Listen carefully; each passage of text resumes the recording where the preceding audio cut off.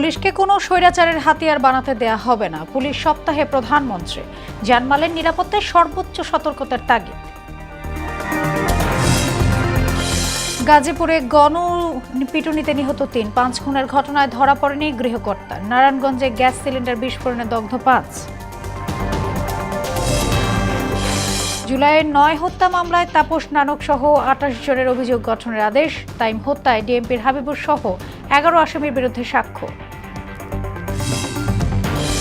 এবং তামিলনাড়ুর নতুন মুখ্যমন্ত্রী সুপারস্টার বিজয় থালাপতি। শপথ অনুষ্ঠানে কংগ্রেস নেতা রাহুল গান্ধী, সিপিএম, সিপিআই সহ 5 দলের পূর্ণ সমর্থন।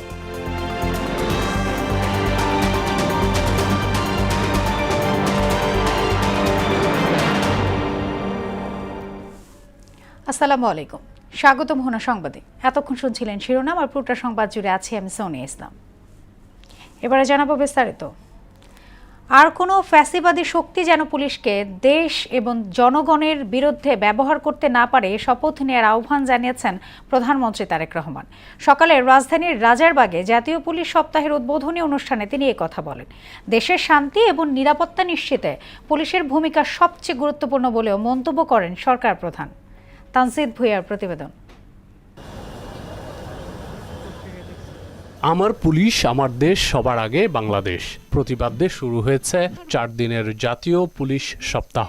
রাজারবাগ পুলিশ লাইন্স মাঠে সুসজ্জিত কুচকাওয়াজ ও প্যারেডে যোগ দেন প্রধানমন্ত্রী তারেক রহমান। এগিয়ে আসছে ইন্ডাস্ট্রিয়াল পুলিশ কন্টিনজেন্ট, নেতৃত্ব দিচ্ছে উপস্থিত পুলিশ কর্মকর্তা এবং সদস্যদের উদ্দেশ্য করে প্রধানমন্ত্রী বলেন, বর্ণিল প্যারেড পুলিশ সদস্যদের শৃঙ্খলা, আত্মমর্যাদা, দায়িত্ববোধ এবং সুন্দর ভবিষ্যতের দিকে দৃপ্ত পায়ে এগিয়ে চলার অবিচল অঙ্গীকারের বহিঃপ্রকাশ।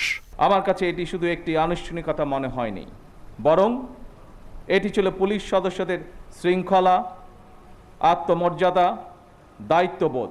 তারেক রহমান বলেন, দীর্ঘ সময় ধরে ফ্যাসিবাদ বিরোধী আন্দোলন আর 24-এর ছাত্র জনতার গণঅভ্যুত্থানের পর দেশের মানুষের আকাঙ্ক্ষার প্রতিফলন হচ্ছে জনগণের রায়ে গঠিত বর্তমান সরকারের মাধ্যমে। বর্তমান গণতান্ত্রিক সরকারের সময় শান্তি এবং নিরাপত্তা চায় জনগণ।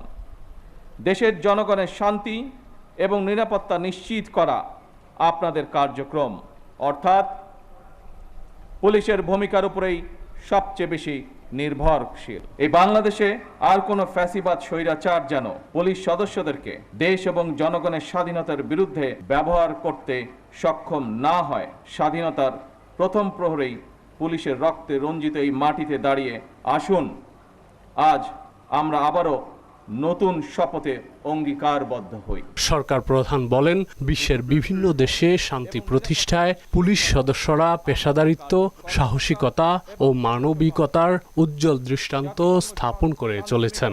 জাতিসংঘ শান্তিরক্ষা কার্যক্রমেও বাংলাদেশ পুলিশ দক্ষতা এবং সুনামের সঙ্গে কাজ করে যাচ্ছে। নারী পুলিশ সদস্যদের ভূমিকাও আন্তর্জাতিকভাবে প্রশংসিত হয়েছে। আপনারা জনগণের জানমালের নিরাপত্তা নিশ্চিত করতে সাধ্য এবং সামর্থ্যের সবটুকু দিয়ে চেষ্টা করবেন, এটি আপনাদের কাছে বর্তমান সরকারের প্রত্যাশা। এ সময় বাংলাদেশ পুলিশ সপ্তাহ 2026-এর সাফল্য কামনা করেন প্রধানমন্ত্রী তারেক রহমান।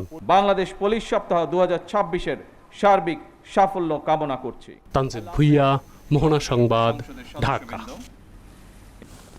গাজীপুরের কালিয়াকৈরে চোর সন্দেহে গণপিটুনিতে 3 জনের মৃত্যু হয়েছে। তাদেরকে নিয়ে আসা একটি ট্রাকে আগুন ধরিয়ে দেয় বিক্ষুব্ধরা। এদিকে জেলার কাপাসিয়ায় চাঞ্চল্যকর 5 খুনের ঘটনায় এখনও ধরা পড়েনি গৃহকর্তা ফোরকান মিয়া। অন্যদিকে নারায়ণগঞ্জের ফতুল্লায় এক গৃহে গ্যাস লিকেজ থেকে বিস্ফোরণে 3 শিশুসহ স্বামী স্ত্রী দগ্ধ হয়েছেন। আশঙ্কাজনক অবস্থায় তাদের জাতীয় বার্ন ও প্লাস্টিক সার্জারি ইনস্টিটিউটে ভর্তি করা হয়েছে। প্রতিনিধিদের পাঠানো তথ্যচিত্রে মাহমুদ আক্তারের ডেস্ক রিপোর্ট। রোববার সকালে গাজীপুরের কালিয়াকৈর উপজেলার ফুলবাড়িয়া ইউনিয়নের বাঘচালা গ্রামে গরুচোর সন্দেহে গণপিটুনিতে নিহত হয়েছেন 3 জন। পুলিশ ও এলাকাবাসী জানায়, রাতে একদল চোর ট্রাক নিয়ে গরু চুরি করতে যান। এলাকাবাসী জানতে পেরে চারদিক দিয়ে তাদের ঘিরে ফেলে। এক পর্যায়ে কয়েকজন পালিয়ে গেলেও 3 জনকে ধরে গণধোলাই দেয় এলাকাবাসী। এতে সন্দেহভাজন ওই 3 চোর নিহত হন। পরে তাদের নিয়ে আসা ট্রাকটিতে আগুন ধরিয়ে দেয় বিক্ষুব্ধরা।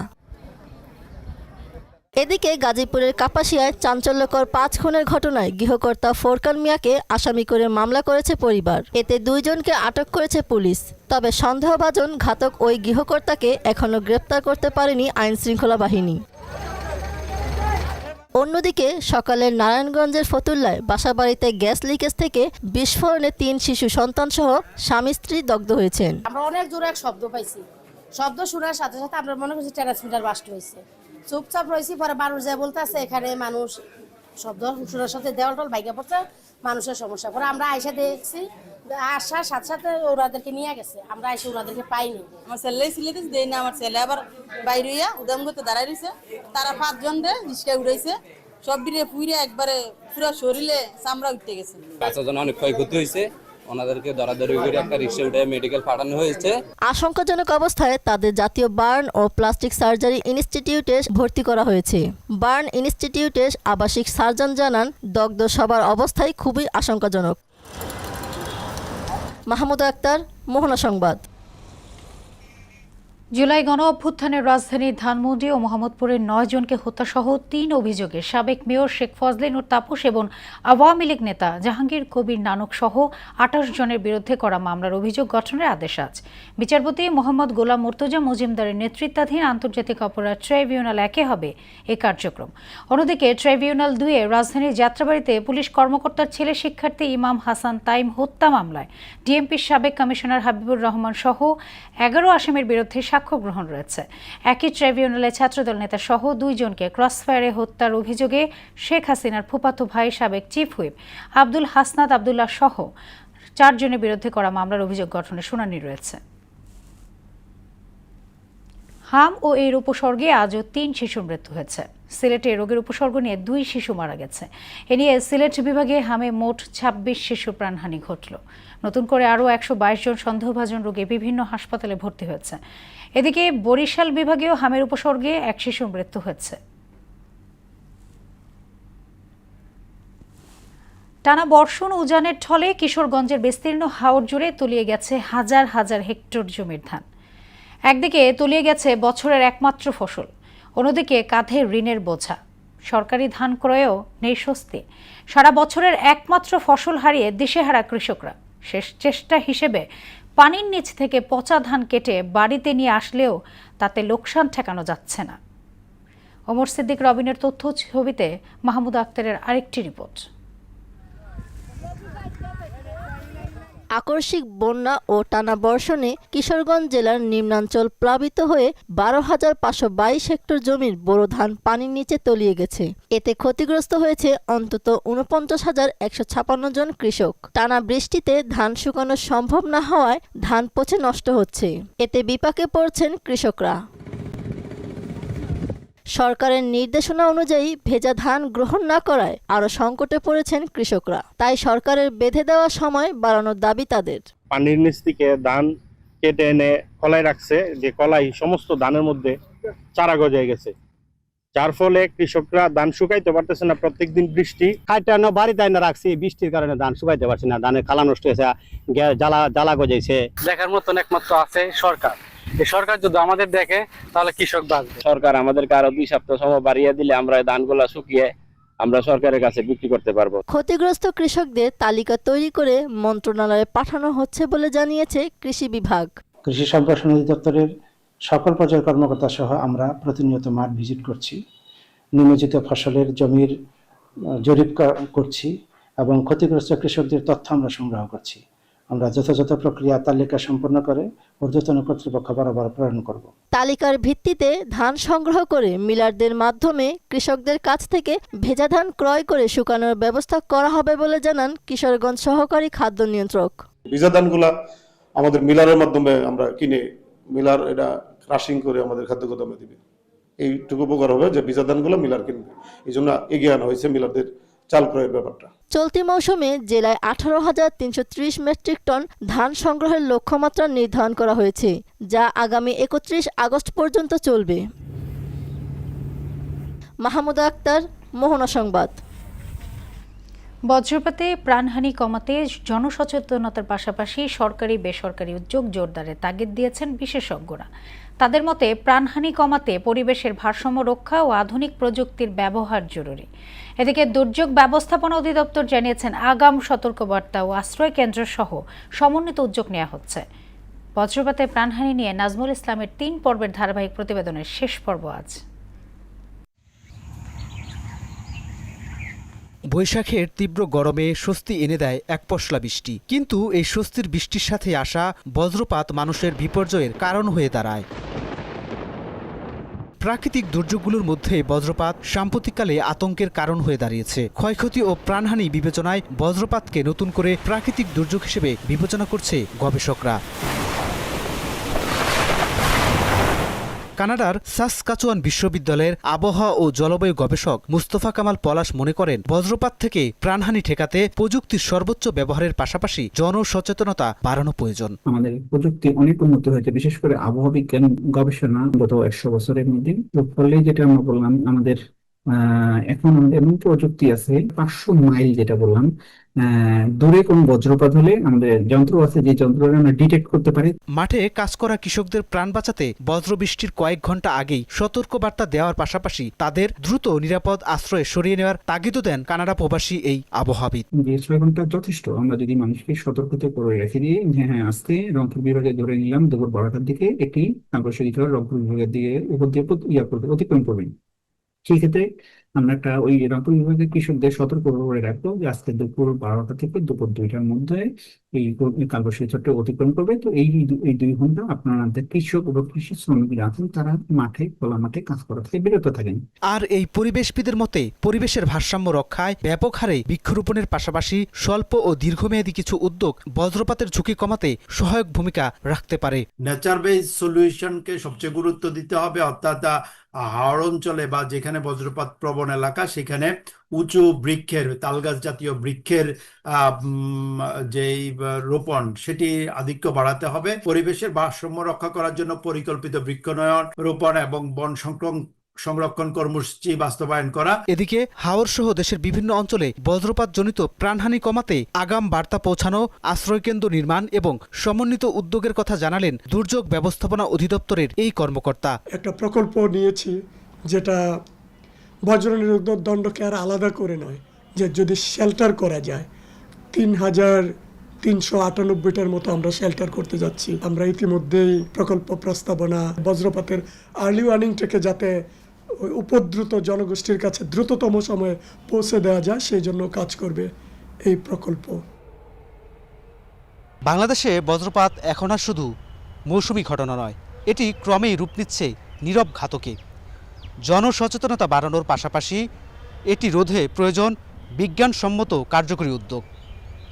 নাজমুল ইসলাম, মোহনা সংবাদ, ঢাকা।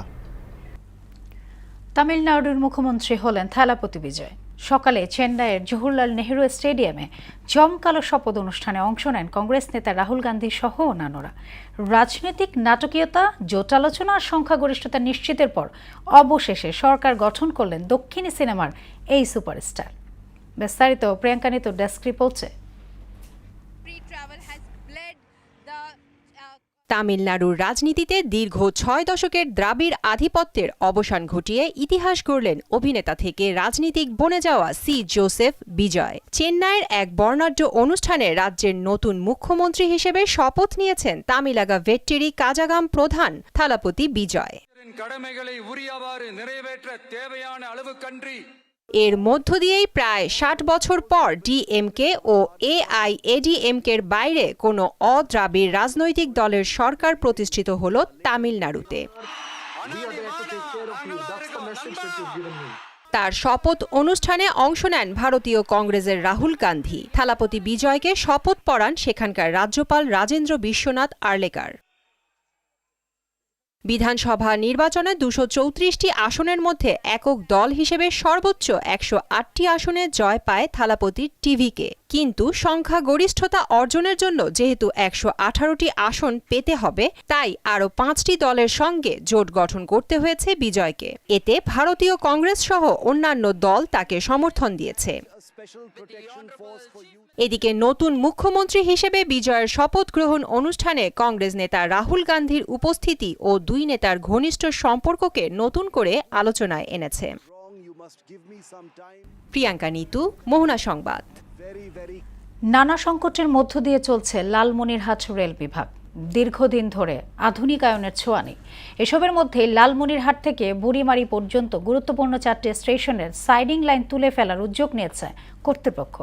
এ নিয়ে ক্ষুব্ধ প্রতিক্রিয়া জানিয়েছেন ওই রুটের মধ্যে থাকা 4 উপজেলার মানুষ। লালমনিরহাট থেকে সুমন খানের রিপোর্টে বিস্তারিত। লালমনিরহাট থেকে বুড়িমারি পর্যন্ত রেলপথের দৈর্ঘ্য 90 কিলোমিটার। 4 উপজেলার মধ্য দিয়ে যাওয়া ওই পথে ছোট বড় মিলে 13টি রেল স্টেশন পড়ে। সেখানকার বাসিন্দা ছাড়াও প্রতিবেশী ভারত ও ভুটানের অনেকেই যাতায়াত করেন এই পথে। কিন্তু স্বাধীনতার পর রেলপথটি উল্লেখযোগ্য কোনো উন্নতি হয়নি। লালমনিরহাট ঢাকা রুটে 2টি ট্রেন চলাচল করে, একটি লালমনি আরেকটি বুড়িমারি এক্সপ্রেস।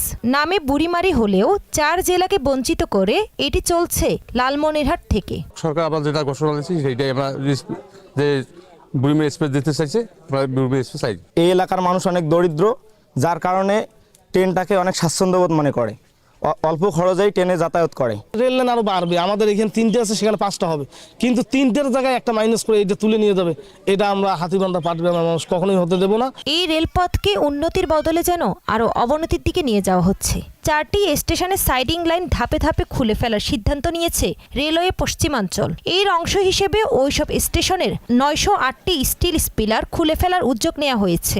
সম্প্রতি হাতিবান্ধায় সেই স্পিলার খুলতে গিয়ে স্থানীয়দের বাধার মুখে পড়ে রেল বিভাগ। আমাদের বুড়িমারি এক্সপ্রেস আসতেছে, আরও নতুন ট্রেন হবে, সেখন আমাদের এগুলা প্রয়োজন আছে। এইটা তুললে আমাদের বুড়িমারি এক্সপ্রেসের দাবিটা ওইটা আমরা আর কি পালন করতে পারবো না। সরকারি বরাদ্দকৃত জিনিস যদি কোথাও একবার চলে যায়, সেই জিনিসটা আর ফিরে আসে না। লালমনিরহাট রেলওয়ে ব্যবস্থাপকের দাবি, ব্যবহার না হওয়ায় স্লিপারগুলো নষ্ট হয়ে যাচ্ছে, ফলে রেল ইয়ার্ডের ব্যবহারের জন্যই এমন সিদ্ধান্ত। আমরা লাইন বন্ধ করতেছি না, জাস্ট স্লিপারটা নষ্ট হয়ে যাচ্ছে, তাই স্লিপারটা আমরা ব্যবহার করতেছি। আবার যখন চালু হবে তখন আমরা স্লিপার আবার নতুনভাবে সংগ্রহ করে সেই সাইডিং লাইনগুলো আমরা ফিট দেব। 4 স্টেশনে স্লিপার খুলে নিয়ে লালমনিরহাট বুড়িমারি রেলপথকে আরও অকেজো করার প্রক্রিয়া থেকে দ্রুত সরে আসার আহ্বান জানিয়েছেন স্থানীয়রা। তাহসিন তারিন, মোহনা সংবাদ। এবার জানাবো আন্তর্জাতিক সংবাদ। ইরানের ট্যাঙ্কারে যুক্তরাষ্ট্রের নৌবাহিনী হামলা চালালে মধ্যপ্রাচ্যে অবস্থিত মার্কিন সামরিক ঘাঁটি ও অবকাঠামো লক্ষ্য করে পাল্টা হামলা চালানোর হুমকি দিয়েছে ইসলামিক বিপ্লবী গার্ড। যুক্তরাষ্ট্র হরমুজ প্রণালীতে ইরানি বন্দরগুলোতে অবরোধ আরোপ করে রেখেছে। এই অবরোধ ভেঙে যেসব জাহাজ ইরানে যাওয়ার চেষ্টা করছে সেগুলোতে হামলা চালিয়েছে যুক্তরাষ্ট্র। সর্বশেষ গত শুক্রবার একসঙ্গে 2টি বিশাল আকৃতির ট্যাঙ্কারে হামলা চালায় মার্কিন নৌবাহিনী। এরপরই এমন সতর্ক বার্তা দিল বিপ্লবী গার্ড। বিপ্লবী গার্ডের অ্যারোস্পেস ফোর্সের কমান্ডো সতর্কতা দিয়ে বলেছে, মিসাইল ও ড্রোন শত্রুদের দিকে তাক করা আছে, এখন শুধু ছোড়ার অপেক্ষা। শেষ করব মোহনা সংবাদ, যাবার আগে শিরোনামগুলো আরও একবার।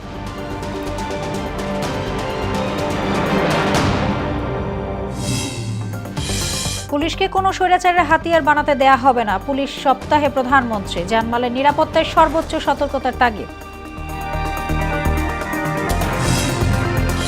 গাজীপুরে গণপিটুনিতে নিহত 3-5 খুনের ঘটনায় ধরা পড়েনি গৃহকর্তা। নারায়ণগঞ্জে গ্যাস সিলিন্ডার বিস্ফোরণে দগ্ধ 5। জুলাইয়ের 9 হত্যা মামলায় তাপস নানক সহ 28 জনের অভিযোগ গঠনের আদেশ। তাইম হত্যায় ডিএমপির হাবিবুর সহ 11 আসামির বিরুদ্ধে সাক্ষ্য। এবং তামিলনাড়ুর নতুন মুখ্যমন্ত্রী সুপারস্টার বিজয় থালাপতি। শপথ অনুষ্ঠানে কংগ্রেস নেতা রাহুল গান্ধী, সিপিএম, সিপিআই সহ 5 দলের পূর্ণ সমর্থন।